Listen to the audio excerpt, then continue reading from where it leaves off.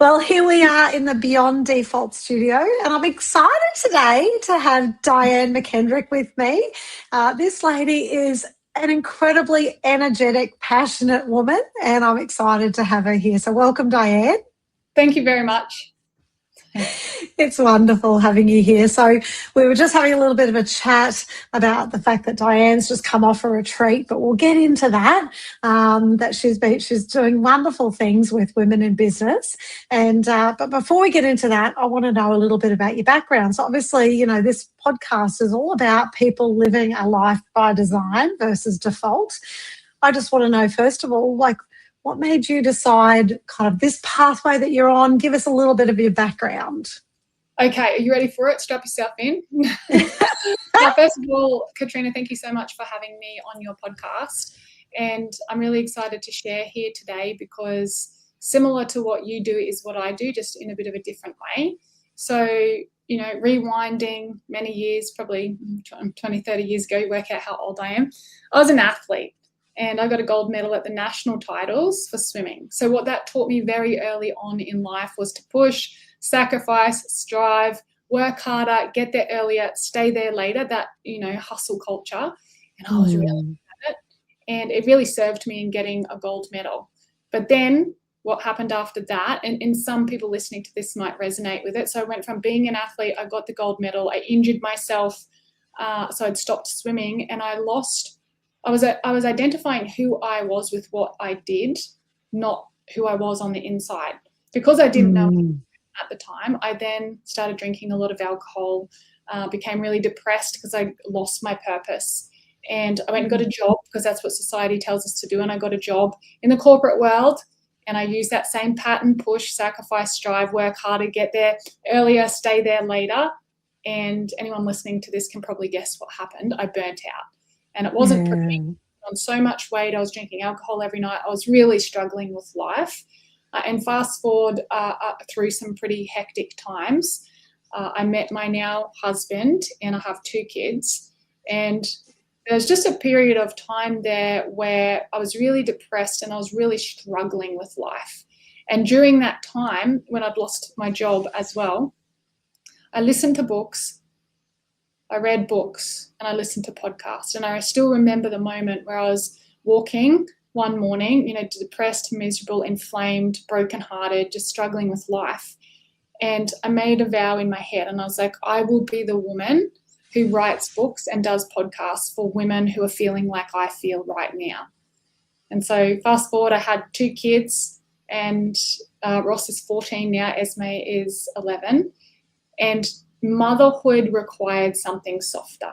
The way that I was in my athletic world or my corporate world, I just could not bring that into motherhood. I tried really hard. It just didn't work. You can't control things. You can't force things when you're a parent. And I really so much was being asked of me. My husband's a pilot, so he was fly in, fly out. I was here with 2 kids on my own. He lost his job through COVID. So essentially I was at-home mum, and then he lost his job. We lost our whole income overnight, which was tragic and terrible. But what was even worse was seeing him lose his purpose.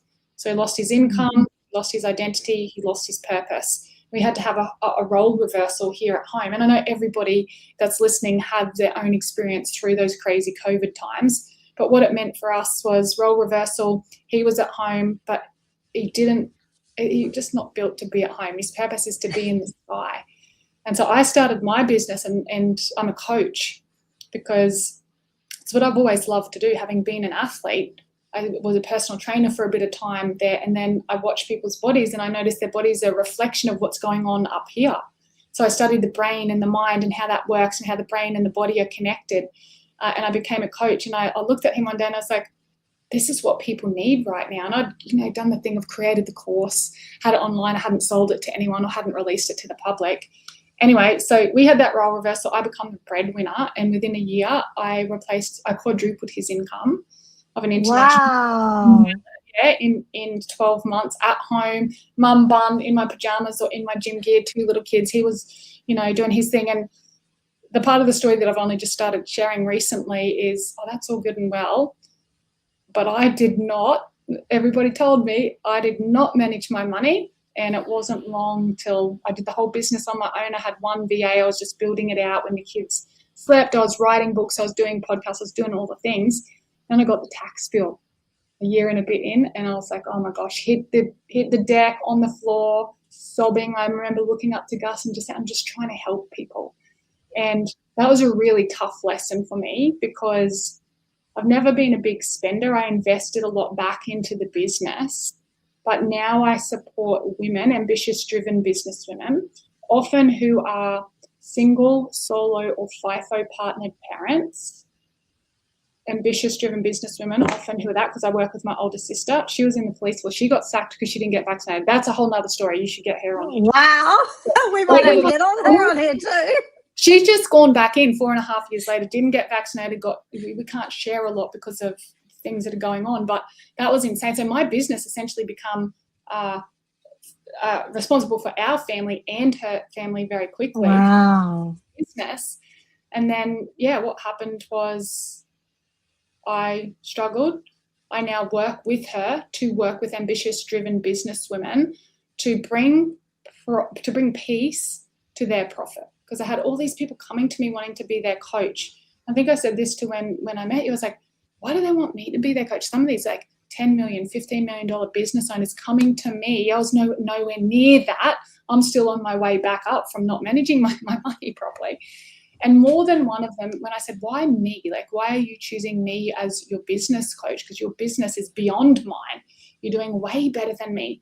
And more than one of them said, why? Because you've got something that I don't have. And I was like, please tell me what it is so I can market it and sell it and make my millions. Right?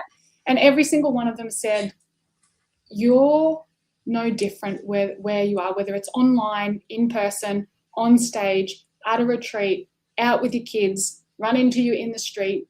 There's just something about you that's really grounded and really safe and really solid. So what I think that is peace or fulfillment or meaning. So I created this on my 5th book, The Rich Lady Revolution, and it's about being a rich lady. Now that is different for everybody. Everybody that listens to this, depending on your values, it's going to be different. But I work with women to unlock the codes of profit and peace, getting ding dings. We call it ding dings when money lands in your bank account. Well, you're doing what you love with who you love. And so, that's a little bit of the background. That's where I've come from. That's where I am now. I get to work. Tell us. Why don't you tell me a little bit about, like you talked about listening to podcasts and reading books and listening to books. What are some of the things that helped you? Like, people are listening to this and they're kind of in this life of default, they're just like settling or, kind of just waiting if something's going to happen. How did you get the courage or overcome the fear, to go, actually, you know what, I'm going to do something. I'm going to design my own life. Yeah. Okay. So I'm going to speak directly to the woman that, or man or person that might feel like that right now, that their woman, that their life is on default and it's a bit Groundhog Day and there's challenges and it's hard. For me, it was a defining moment. Now, the more I talk to people about this, some people will have a defining moment and maybe you've had one or maybe you're about to have one, even listening to this. You've got to be watching for it because it could just pass you by otherwise. Mm. People will have a series of little things happen that drop in to show them that there's more than just the daily grind.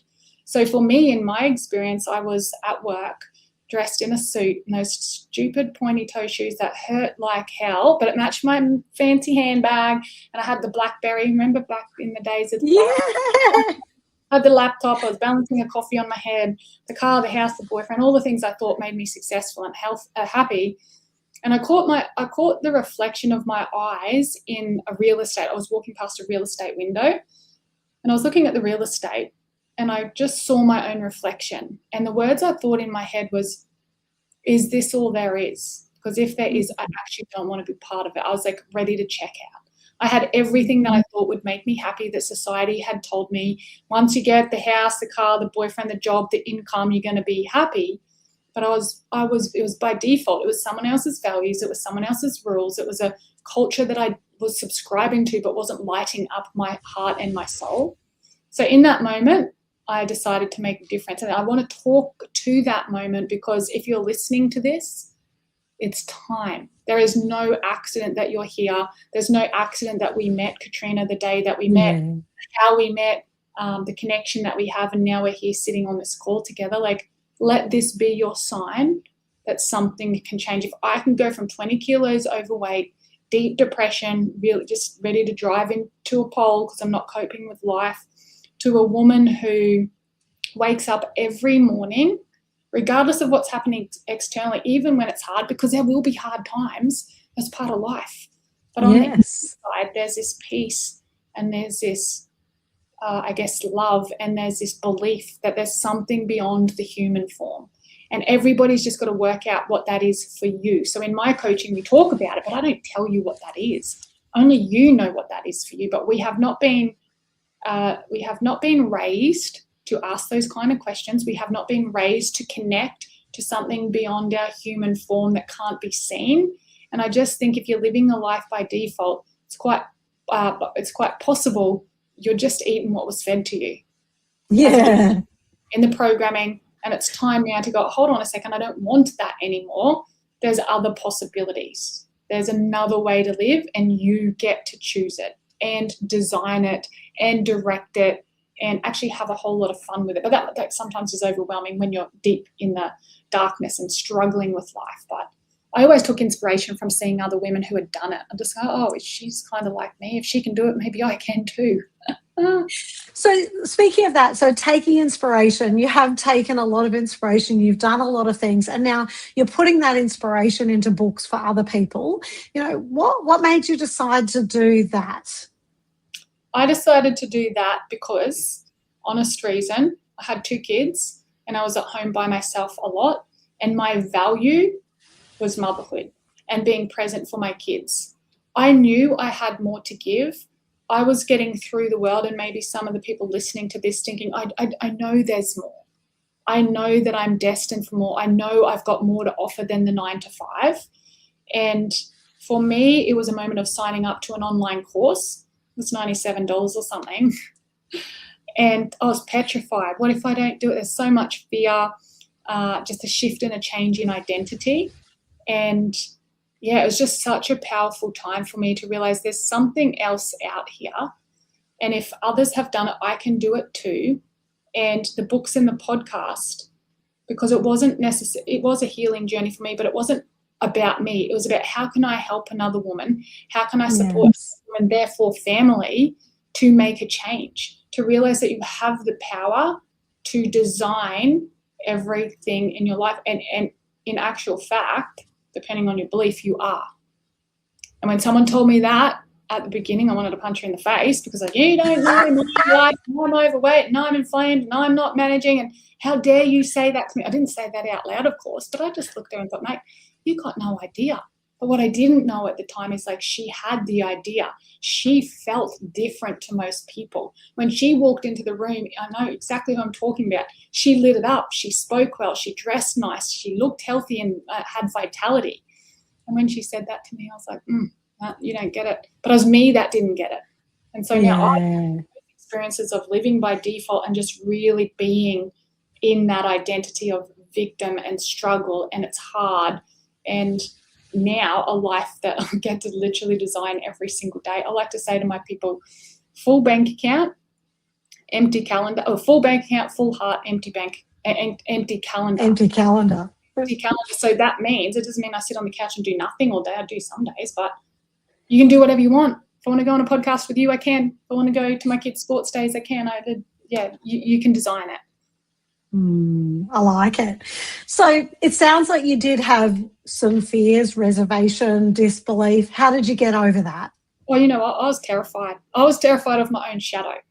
I get paid to speak now. I'm a speaker. I have 267 podcasts out. I'm going to get you on mine as well. So there'll be 260, nearly 300. I am naturally a very shy person, and I had to teach myself to speak because I knew that speaking could make a difference. So I bought one course that I did not have time to do. I literally read to my kids at night, and as I read to my kids bedtime stories, I'd practice all the thing in this online course: pitch, tonality, breathing. So twofold, my kids became really good readers and I became a really good speaker. But overcoming the fear to then get on stage, or the fear to write the book, or the fear to speak different, look different, and be different, I have a process which is a culmination of lots of different things from lots of different coaches that I call the fear neutralization process.